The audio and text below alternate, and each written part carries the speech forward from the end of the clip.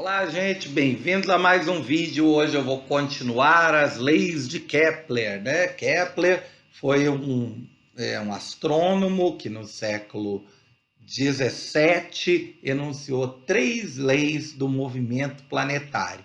Na época, os caras só conheciam o sistema solar. Hoje em dia, a gente já conhece centenas de estrelas que têm seus próprios planetas girando ao redor delas. Então, e as leis de Kepler, a princípio, são válidas também para esses sistemas.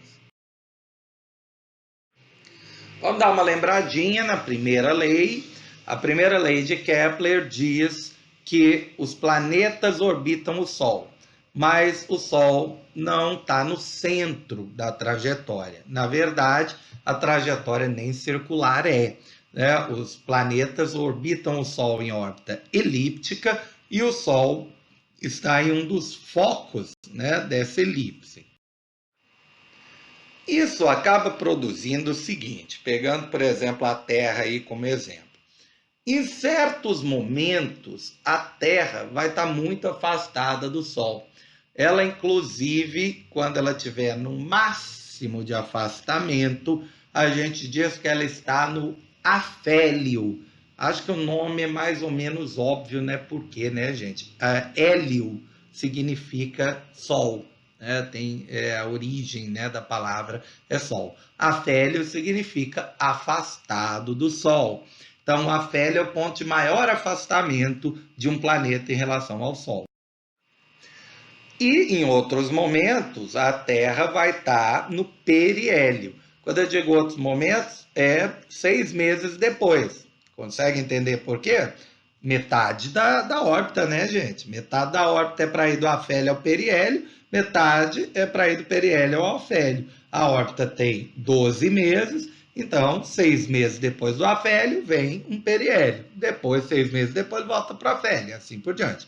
Periélio, o nome é automaticamente entendido como perto do Sol, o ponto de maior aproximação, menor distância entre o planeta e o Sol. Isso acaba produzindo o seguinte: quando o planeta se aproxima do Sol, Isaac Newton explicou que a força de atração gravitacional entre os dois aumentaria.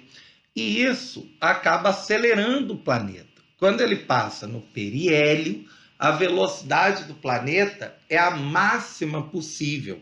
Então, a distância é a mínima, mas a velocidade é a máxima. Já no afélio é o contrário, o planeta se afastou do Sol, a força de atração gravitacional é bem menor que no periélio. Isso, né, Newton consegue demonstrar que acaba levando a uma velocidade mínima, né, do planeta. Newton explica, né, o mecanismo, que é a força gravitacional diminuindo e aí, por conta disso, o planeta perdendo velocidade na órbita. Mas Kepler concluiu, né, isso fazendo literalmente conta na mão, pelo menos uns 60 anos antes. A ideia, então, é que o planeta, quando vai do afélio para o periélio, ele aumenta a velocidade. Por quê? Porque a força de atração gravitacional está exercendo um trabalho positivo, ou seja, está acelerando o planeta, né, fazendo ele ganhar velocidade. E quando ele vai do periélio para o afélio, ele perde velocidade. Tá aí, né? Do afélio para o periélio, a força gravitacional a favor do movimento, pelo menos parcialmente, o planeta ganha velocidade. E depois do periélio ao afélio, o planeta perde velocidade, porque a força gravitacional está, pelo menos parcialmente, contra o movimento. Ou seja, a força realiza um trabalho negativo. O corpo perde energia, perde, né, velocidade. Gente, então, né, só para frisar, quanto mais próximo, tá, do planeta, maior a força gravitacional trocada entre ele e o Sol. Quanto mais afastado, menor a força gravitacional. Kepler, trabalhando com essa ideia, conseguiu calcular algo que eu acho a princípio quase inacreditável ele ter conseguido calcular isso na mão.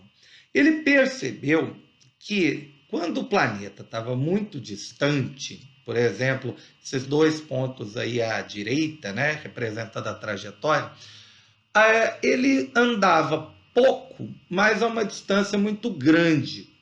Imagine essa área vermelha aí como um triângulo. Seria um triângulo de pequena base, mas grande altura. Em compensação, quando ele estava perto do Sol, a altura diminuía, né? A distância do planeta ao Sol diminuía.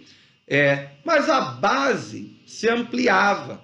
Digamos que se a figura da direita representava o deslocamento do planeta em uma semana, a figura da esquerda também representa o deslocamento em uma semana.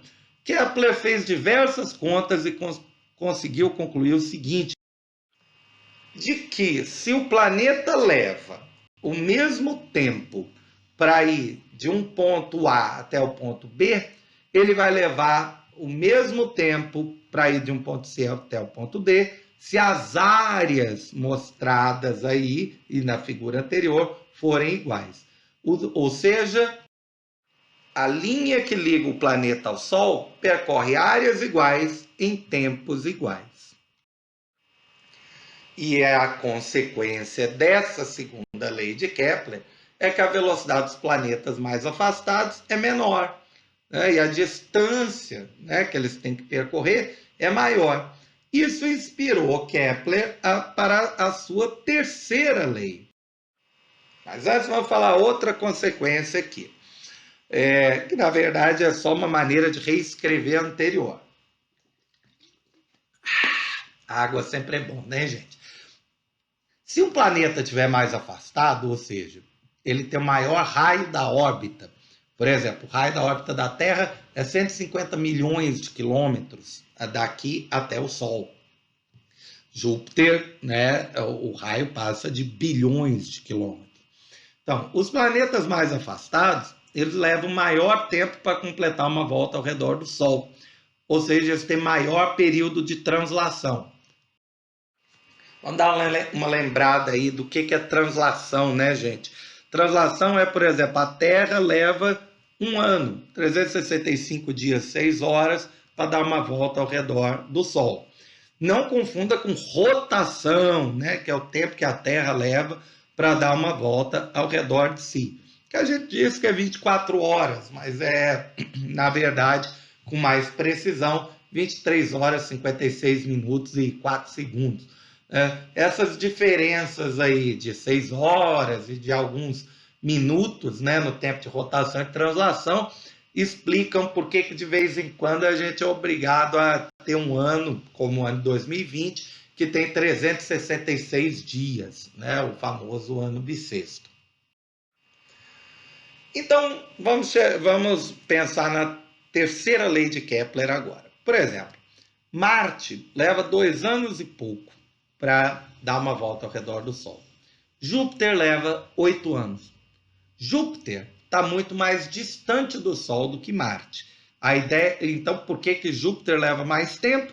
Ora, ele tem menor velocidade, porque ele está muito longe, e a distância que ele tem que percorrer é muito maior, né? A circunferência dele é muito maior. Então, se você percorre uma distância maior com menor velocidade, você vai gastar mais tempo. Né? Meio que óbvio isso aí. Alguns de vocês devem ter achado essa figura esquisita.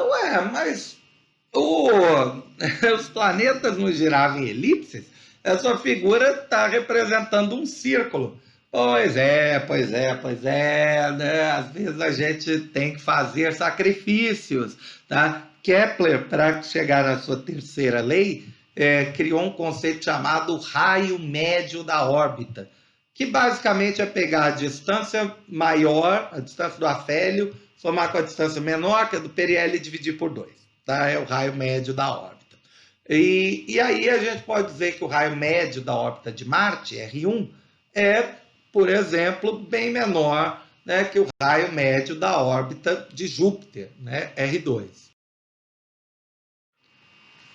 E, igualmente, o período, né, ou seja, o tempo que Marte leva para completar uma volta ao redor do Sol, chamado de período de translação, ou às vezes os exercícios, né, chamam de período de revolução.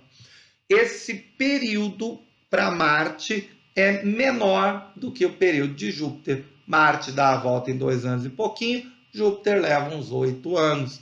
Então a ideia básica é, quanto maior o raio, maior o período. Até aí não precisava de uma lei.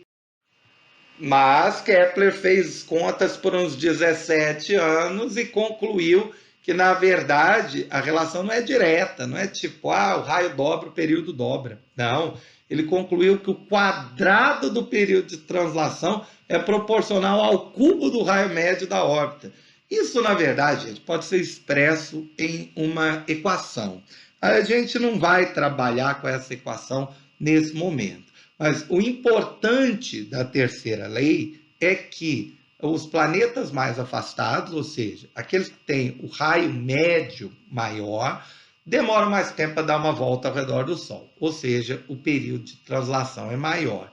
E há uma forma de calcular isso a partir de uma fórmula, tá, da terceira lei de Kepler, que envolve elevar o período ao quadrado e o raio à terceira, né, elevar ao cubo. A gente não vai trabalhar com essa equação, tá? O importante para mim é que vocês entendam mais o conceito mesmo da terceira lei.